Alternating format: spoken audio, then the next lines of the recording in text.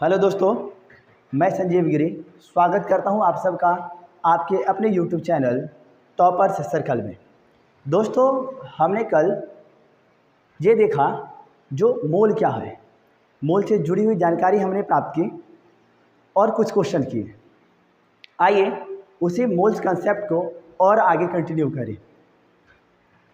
आप लोगों ने कल ये क्वेश्चन किया था जिसमें लिखा गया था 4 ग्राम जल में कितने मोल जल के हैं।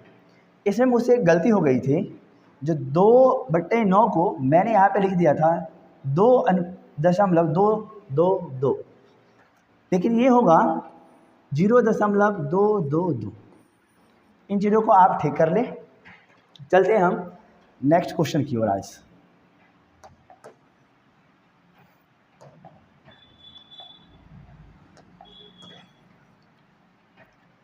मैंने आप सबको कुछ होमवर्क दिया था जिसमें मैंने क्वेश्चन आपको दिया था 5 ग्राम अमोनिया में कितने मोल अमोनिया के हैं। आई होप आप लोगों ने इन चीज़ों को बनाया होगा। चलिए चेक करते हैं। फर्स्ट क्वेश्चन दिया है NH3 का भार कितना, 5 ग्राम। अब आप निकालेंगे इसका NH3 का आणविक द्रव्यमान।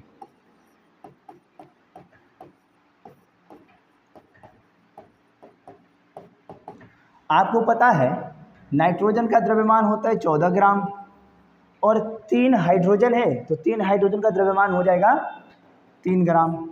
तो नाइट्रोजन का आणविक द्रव्यमान कितना आया, 17 ग्राम। आपको मैंने कल फॉर्मूला बताया था मोल निकालने का, भार बट्टे का अनुभार, या परमाणु रहे तो परमाणु भार। अब इस क्वेश्चन में भार कितना दिया हुआ है, 5 ग्राम, तो आप लिखोगे 5 ग्राम और आणविक द्रव्यमान इसका कितना निकला, 17 ग्राम। तो इस प्रकार आप इसको सॉल्व कर लेंगे। चलिए दूसरा क्वेश्चन देखते हैं। दूसरा क्वेश्चन में दिया है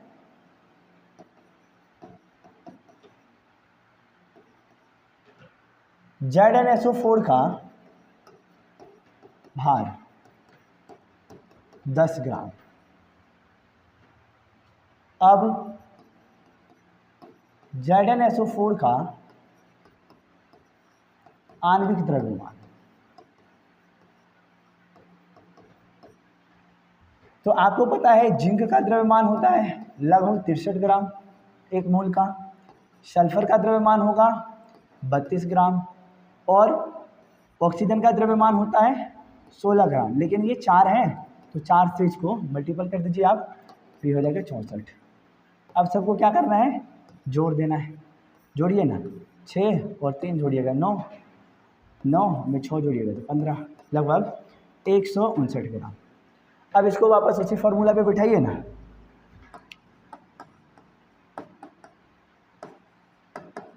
भार बट्टे का अनुभार, भार इसका कितना है 10 ग्राम और अनुभार कितना निकला 159 ग्राम।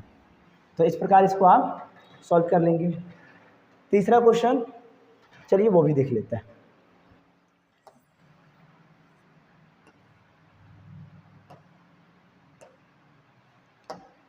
देखिए तीसरा नंबर क्वेश्चन में क्या दिया है, भार।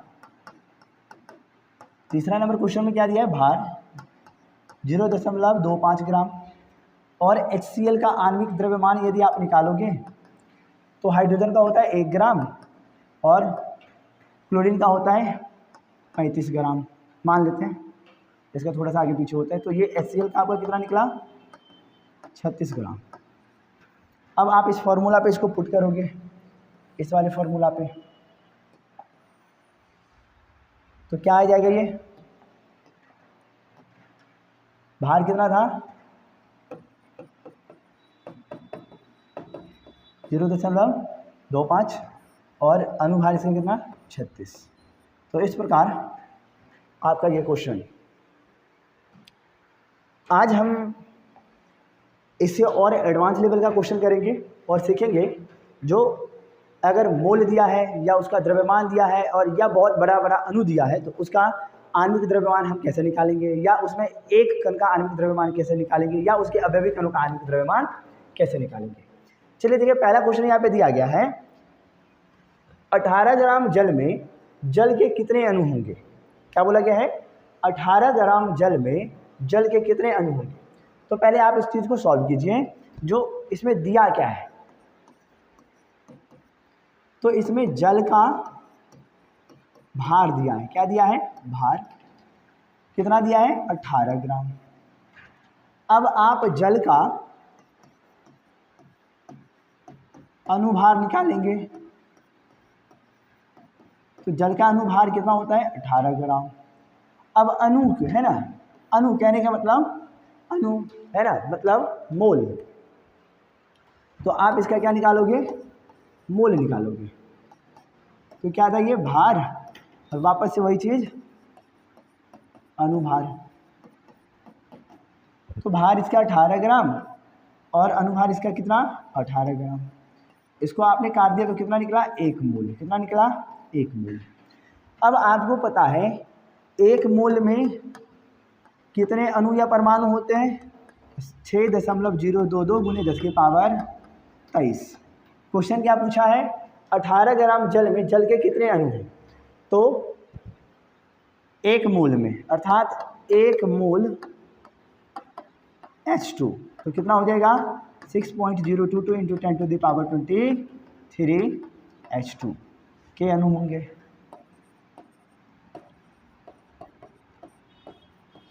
बात ही समझ में। यदि आप मोल निकाल लो और उस मोल से एवोगाड्रो नंबर को आप मल्टीप्लाई कर देंगे तो आसानी से आपको पता चल जाएगा जो दिए गए द्रव्यमान में जिस चीज़ का द्रव्यमान दिया है ना, उसका कितना कण उसमें उपस्थित है। चलिए दूसरा क्वेश्चन देखते हैं। यहाँ पे दूसरा क्वेश्चन क्या दिया है,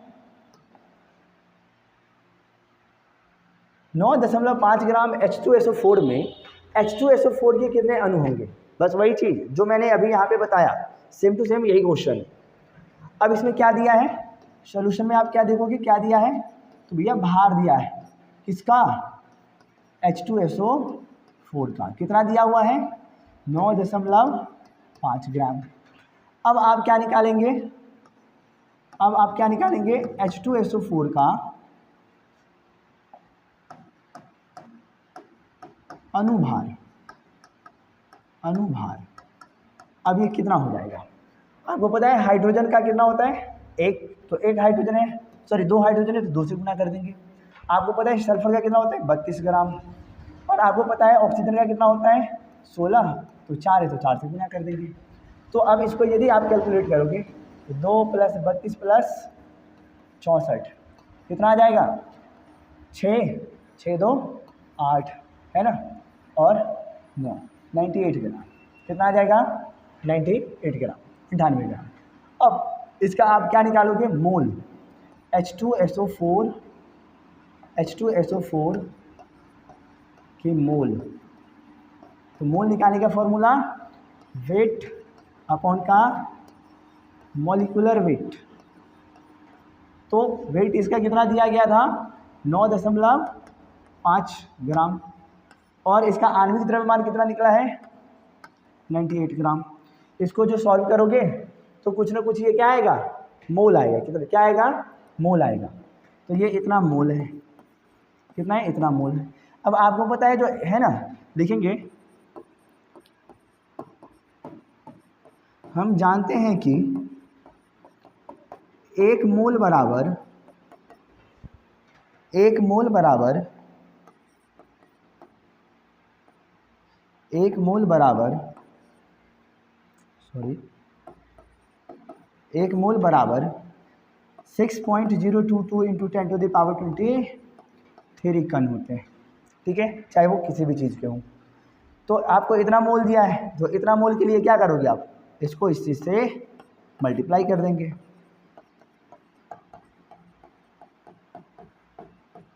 ठीक है, अब इसे आप सॉल्व करोगे तो उसमें क्या निकल जाएंगे, उतने मोल निकल जाएंगे। ठीक है, अब देखिए आपके लिए कुछ नया चीज़ है। अभी आपने क्या सीखा, मोल निकालना। जो दिए गए द्रव्यमान में हम मोल को कैसे निकालते हैं। अब मैं आपसे पूछूं, जो 1 मोल NaCl है उसमें कितना मोल सोडियम है और कितना मोल क्लोरीन है, तो आप क्या कहोगे। सर 1 मोल है तो 1 मोल किसका होगा इसमें, सोडियम का। और 1 मोल अगर NaCl है तो उसमें 1 मोल किसका होगा, क्लोरीन का। किसका हो जाएगा, क्लोरीन का। तो फिर मैं आपसे पूछूं, जो 1 मोल H2SO4 में हाइड्रोजन कितना मोल है, गंधक कितना मोल है और ऑक्सीजन कितना मोल है। तब आपको यहाँ पे थोड़ा सा सोचना पड़ेगा। सर बात ने तो आप 1 मोल की, तो 1 मोल में मान लें तो यहाँ पे क्या है, H2 है। क्या ये H2 है। अब 1 मोल इसमें क्या है,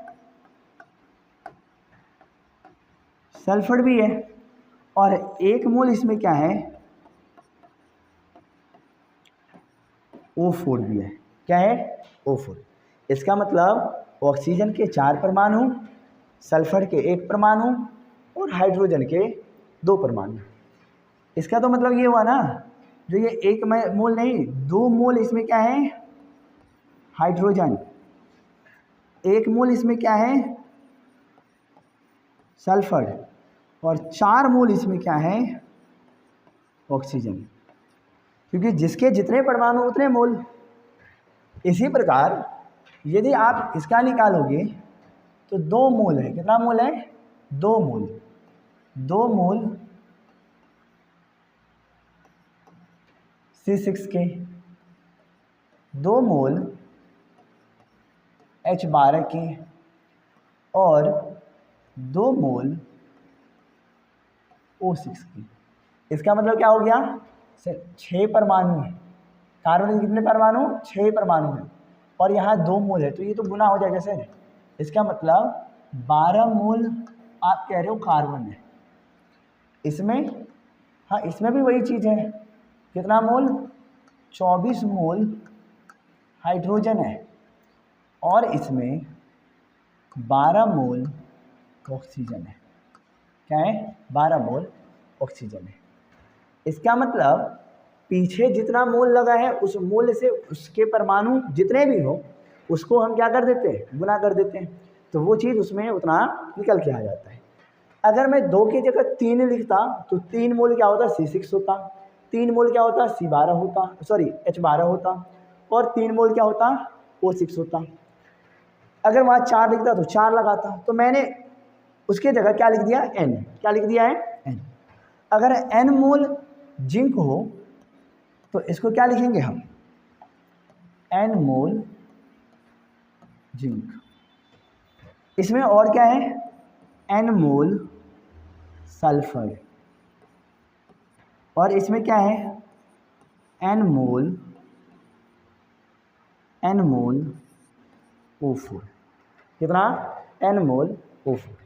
इसका मतलब अगर इसको ऐसे लिखें तो ये तो वही हो जाएगा सर, सिंपल सी बात जो पहले आपने बताया। क्योंकि इसके पीछे कुछ है नहीं, एक है तो ये N मोल ही रहेगा। इसमें तो कुछ चेंजिंग नहीं आएगा, कोई बदलाव नहीं आएगा। ये N मोल जिंक है।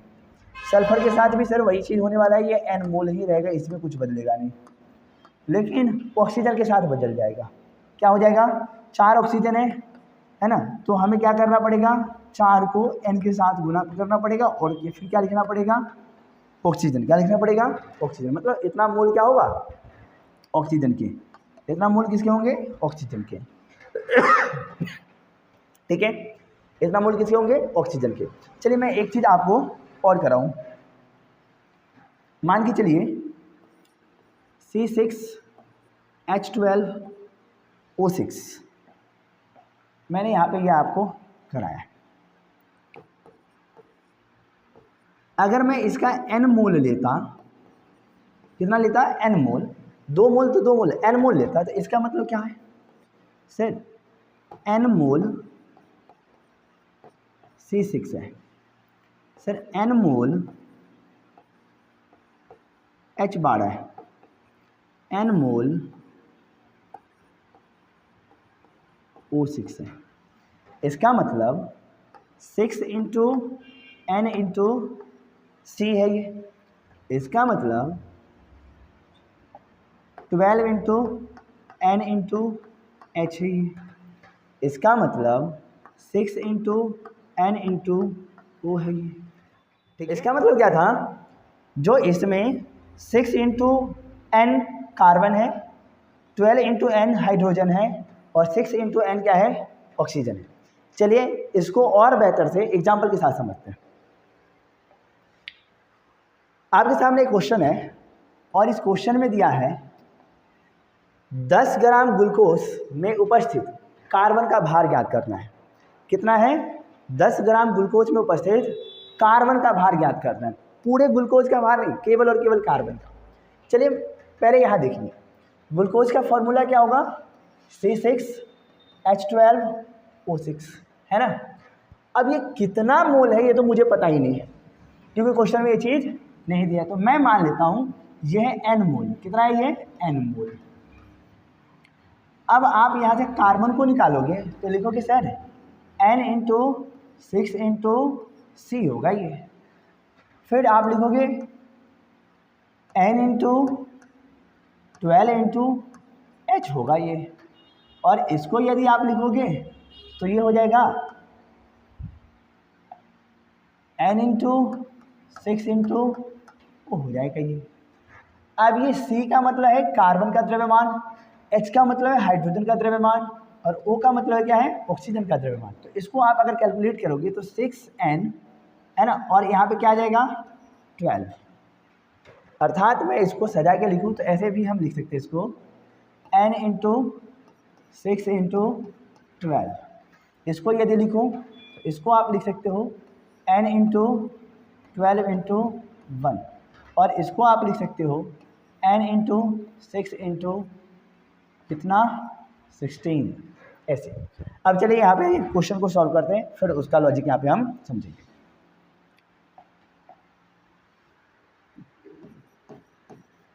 देखिए पहले हम निकालेंगे जो इस क्वेश्चन में दिया क्या है। तो क्वेश्चन में दिया है भार, किसका दिया है, ग्लूकोज का, C6H12O6 का। कितना ग्राम दिया है, 10 ग्राम। कितना ग्राम, 10 ग्राम। अब इसका तो आपको पता है आणविक द्रव्यमान कैसे निकालते हैं, तो इसका अनुभार हो जाएगा C6H12O6 का अनुभार 180 ग्राम। चलो मैं कैलकुलेट ही कर देता हूँ। 12 इंटू 6, 1 इंटू 12 और 16 इंटू का 6। इसको जोड़ोगे 72, इसको गुना करोगे 12 और इसको गुना करोगे तो 96। अब सबको क्या कर दोगे आप, ऐड कर दो। तो 8 में 2 जोड़ोगे 10, 1 बचेगा कैरी। 9 में 1 जोड़ोगे 10, 10 में 7 जोड़ोगे 17 और 1 18। कितना आया, 180 ग्राम। ठीक है, अब आप इसका मोल निकालेंगे। क्या निकालेंगे, मोल। चलिए तो मोल निकालने के लिए, किसका मोल निकालें हम, ग्लूकोज का। अब मोल निकालने के लिए मैंने आपको फॉर्मूला बताया था, भार बट्टे का अनुभार। आपको पता है जो भार कितना है इसमें, मोल को हम एन से सूचित करते हैं। ध्यान रखिएगा, मोल को हम एन से सूचित करते हैं। यहाँ जो भी एन लिखा है वो मोल है। तो भार कितना दिया हुआ है आपका, 10 ग्राम, और अनुभार आपका कितना निकला, 180 ग्राम। एन का वैल्यू वहाँ से निकल गया।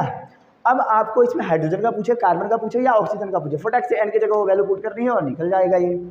तो चलिए मैं कार्बन वाले में इसका वैल्यू क्या कर दूँ, पुट कर दूँ। तो इस वाले में एन की जगह हम क्या रखेंगे, ये वाला वैल्यू है। एन की जगह क्या रखेंगे हम, ये वाला वैल्यू। तो चलिए एन की जगह ये वैल्यू पुट करते हैं। तो क्या हो जाएगा,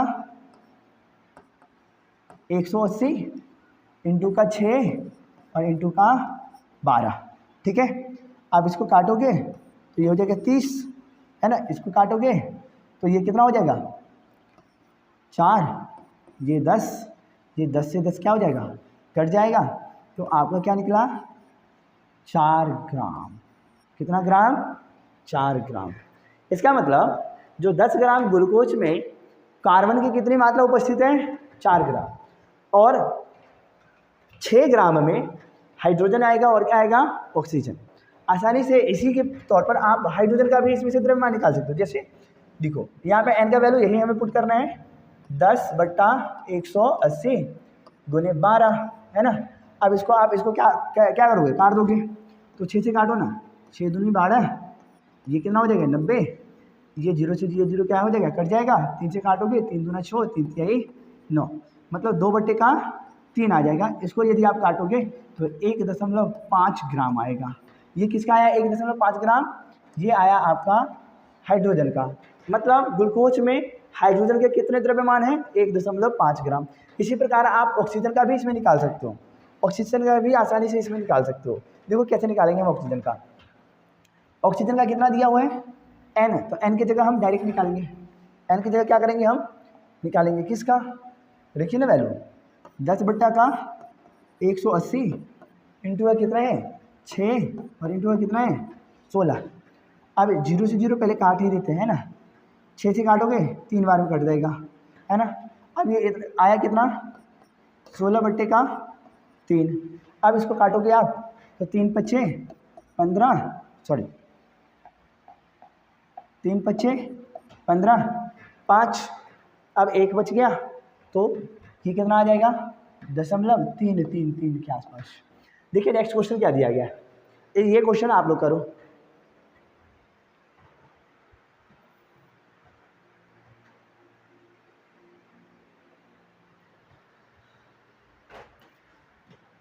चलिए देखते हैं आप लोगों ने क्या बनाया। इसमें क्या पूछ रहा है, जल का भार, किसका भार, जल का भार।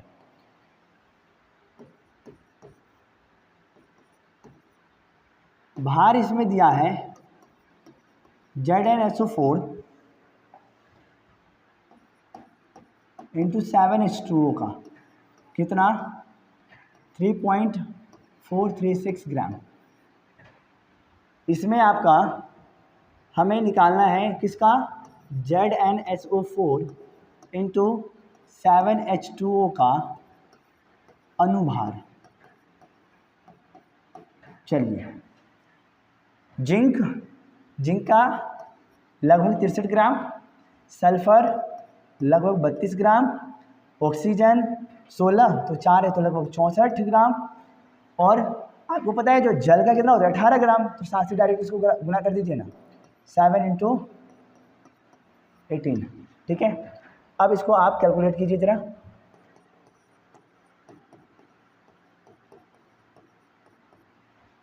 कितना हो जाएगा ये 6 और कितना हो जाएगा 126। अच्छा जी चलिए अब इसको जोड़िए, 4 जोड़ोगे 6 में 10, 10 में 2 जोड़ोगे 12, 12 में 3 जोड़ोगे तो 15, कैरी कितना आया 1। अब 2 में 6 जोड़ोगे 8, 8 में 3 जोड़ोगे 11, 11 में 6 जोड़ोगे 17, 17 में 1 18 है ना, और यहाँ पे 1 है तो कैरी 1 और जोड़ दो 285 ग्राम, कितना आ जाएगा 285 ग्राम, ठीक है। चलिए तो ये आपके पास क्या निकल के आ गया अनुभार, क्या निकल के आ गया अनुभार। अब इसका पहले हम मोल निकाल लें, तो चलिए ना मोल निकाल लेते हैं। तो मोल बराबर आपने फॉर्मूला वही पढ़ा है, भार बटे का अनुभार, ठीक है।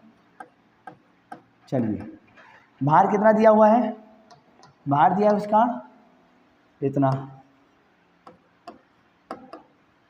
3.436 और अनुभार कितना निकला 285, ठीक है। ये n निकल गया। अब इसमें से मुझे क्या पूछ रहा है, जल का भार निकाले, किसका भार निकालना है जल का। चलिए ना आइए थोड़ा सा इसको मैं इधर तोड़ता हूँ। तो ZnSO4 इंटू 7H2O की बात कर रहे हैं हम, तो इसमें कितना मोल n मोल, मुझे नहीं पता ये कितना मोल है, तो मैंने क्या माना n मोल। तो ये n इंटू का कितना हो जाएगा, n इंटू का ये कितना हो जाएगा 63 है ना, क्योंकि ये 1 है। अब ये सल्फर, ये n इंटू का कितना हो जाएगा आपका 32, ये भाई साहब ऑक्सीजन, ये n इंटू का कितना हो जाएगा 64 है ना, क्योंकि 16 को मैं डायरेक्टली एक बार में गुना कर लो। और ये भाई साहब ये इधर कितना आ जाएगा n इंटू का 7 इंटू का कितना 18, क्योंकि जल का जो आणविक द्रव्यमान कितना होता है 18।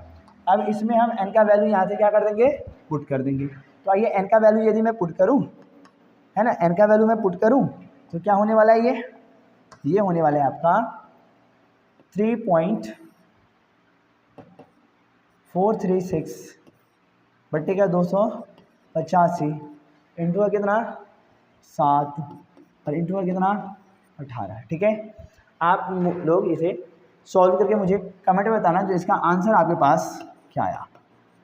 ठीक है, तो इस प्रकार हम क्वेश्चन को क्या कर सकते हैं, सॉल्व कर सकते हैं। इस प्रकार हम क्या कर सकते हैं, क्वेश्चन को सॉल्व कर सकते हैं।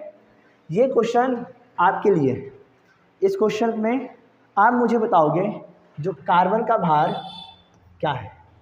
ये क्वेश्चन में कार्बन का भार क्या है आप लोगों को पता है, तो इसका आणविक द्रव्यमान कितना निकला था 180 ग्राम। ठीक है, अब ये क्वेश्चन यदि सॉल्व करके आप मुझे कमेंट करोगे तो मैं समझ जाऊंगा जो आज जो चीज़ मैंने आपको समझाई वो चीज़ आपको पूरा समझ में आया। आज के लिए इतना ही, धन्यवाद।